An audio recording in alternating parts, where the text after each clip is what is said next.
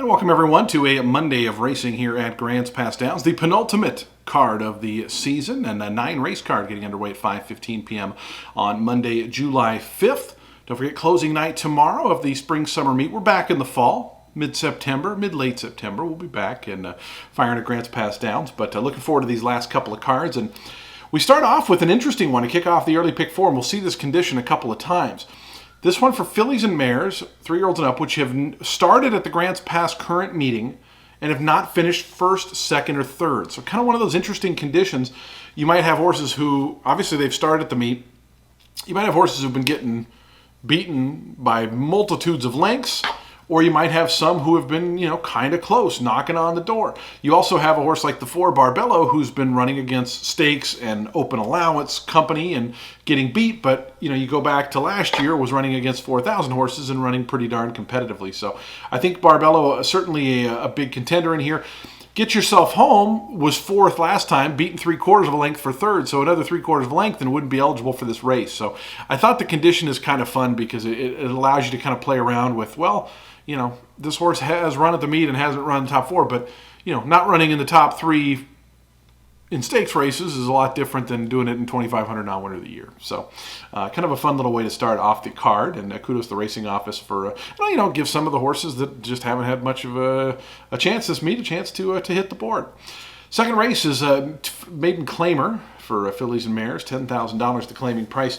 I thought Bluegrass Run, the number 5, who's your 2-to-1 morning line favorite, is going to get a fair bit of attention. This horse, just kind of solid efforts. San Juan Storm finally did get the win last time out. I think it was the 19th career try, but this one had finished behind that one in a couple of starts, so that's certainly a little concerning. I thought you could make a case against Bluegrass Run, just because I think going to be a short price and certainly not proven to be that much of a contender.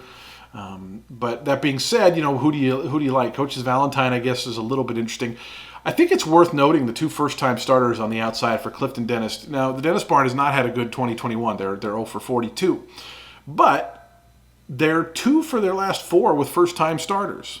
And they're 1 for the last 3 with first-time starters in maiden claiming events. And they were huge prices, so it was obviously a big upset, the maiden claiming win. But, at least a barn that's shown they can win on debut, and a lot of these other horses have shown they don't want to win. So I thought maybe a look to one of the firsters on the outside in that second race. Third race on the card, quarter horse races. Now, usually quarter horses are 2 and 3, but since our feature is later on in the quarter horse races, the third is the only early one, and you have a maiden event.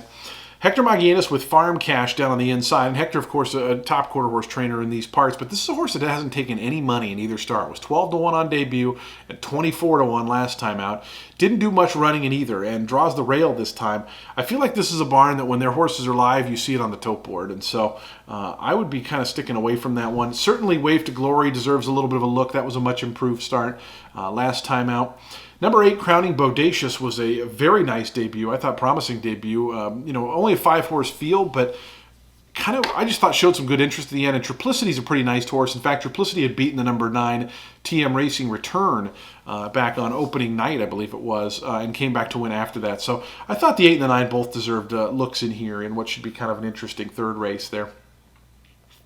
Fourth race on the card. Again, this is now for the boys that haven't finished first, second, third at the meet. The number 1, Meet Me at the Bar, kind of fits this perfectly. Again, was kind of close to finishing third, but running fourth last time out. You get a couple that have been, really soundly beaten. Forever the Chief is the 5-2 morning line choice, and I think that start 2 back at a mile and a 16th would make this horse a real big player in this particular race. Last time out, just didn't do much running at the 6.5 furlong distance, which this race is at 6 furlongs. So clearly longer is what this horse wants, and if you want to try to beat this horse, maybe that's the rationale you use, is that, hey, this horse is sprinting and that's not this horse's game. 47 Blue, last time out, was fourth, but it was a 5-horse field, so you always got to kind of take with a grain of salt. Like, the horse finished fourth, it's close to third, but it only beat 1 horse. And so I really liked the 7, Rain On, who ran at Grants Pass early on this meet, ran okay, was up close, and then finished fourth. Goes for Billy Christian, who's had a tremendous meet this year, and I think this horse will take a lot of money and probably be a short price, but deservedly so. The 5th race on the card, maiden $5,000 race, and now Scooter Now's run a couple of pretty good races against higher claiming prices. I don't know, how much better. I talk about it a lot. The claiming prices at Grants Pass Downs sometimes can be a little less traditional because, we have a smaller horse population, so horses will kind of jump and drop classes a little more frequently than other tracks. And so, but I thought the last two efforts they showed improvement and experience, and now Scooter Now I think is a player in here. Nick Lowe has Easy Moves Like Jagger, and Nick has been very good in 2021. He's been very good with maiden claimers, and he's not what I think of as a big debut barn. I mean, all you see is some 3 furlong workouts. You don't see anything longer, so that's obviously a little bit concerning. The number 5, Mr. Memphis, Terry Beckner, her horses generally have some early speed. This one hasn't been an early speed type, but finished ahead of Now Scooter Now last time out, and again, another one who just seems to kind of be going the right direction. The first 3 starts were not very good last year. This year, it's just been improvement in small doses, but improvement nonetheless.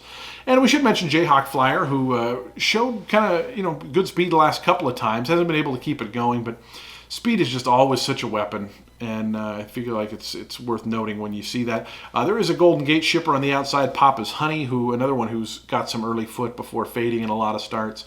This one had run on dirt, but it was down at Santa Anita and Del Mar, obviously a different circuit than up here. So curious to see how this one can fare. I feel like it's going to get bet a lot, and drawing way on the outside like that, I don't know. If they can cross and clear, it could be curtains right away, but I would probably try to go against that one at a shortish price. The 6th race on the card, we start the late pick 4, $2,500 claimers. And Addercop goes first start for Terry Beckner, moving over from the Rosales barn. Again, a horse who seems to be best on the engine. Burton Ernie, who beat it last time, won on the engine last time, and really just faced no pressure in that race on June 28th. And so I probably don't like Burton Ernie coming back. I don't like anything out of that race, really, because it just seemed like kind of a merry-go-round type race. Jungle Boy for Billy Christian, I think, claimed off Quinn Howie last time out, off of a pretty nice win. This horse has just honestly been in tremendous form. It won 2 in a row down at Golden Gate, was second, had the claim voided, came up here to Grants Pass Downs, won nicely at a short price. Might just be better than these, and looks like it on paper to me.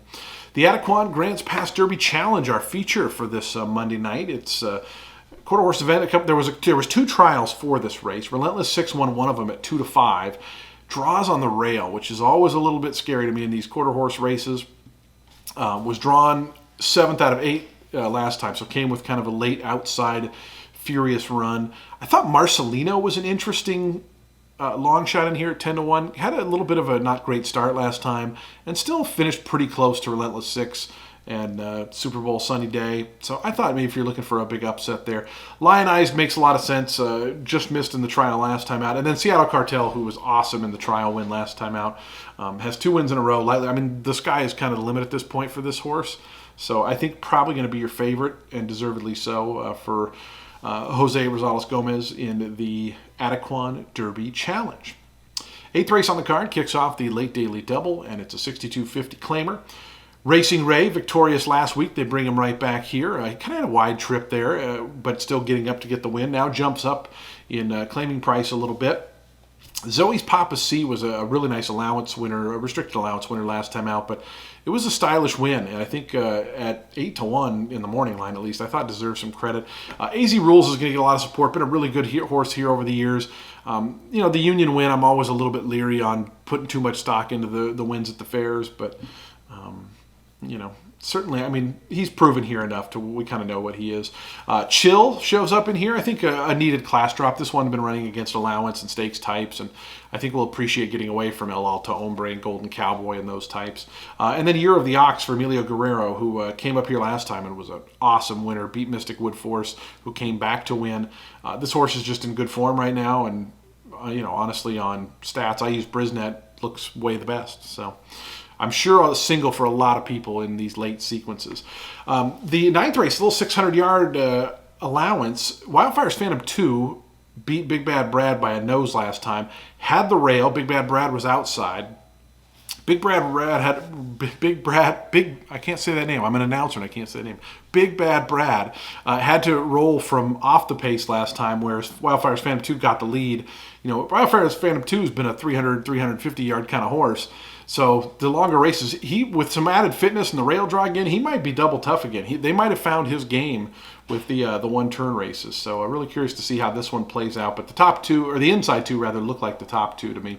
Anyways, that's just a quick look at the card for Monday, July the 5th. Closing night tomorrow night, so be sure to watch for that mandatory payout in the Jackpot Pick 5. And we'll see you guys back tomorrow. Everybody have a great rest of your Monday. Good luck out there. Matt Dinnerman, go get him tonight, buddy.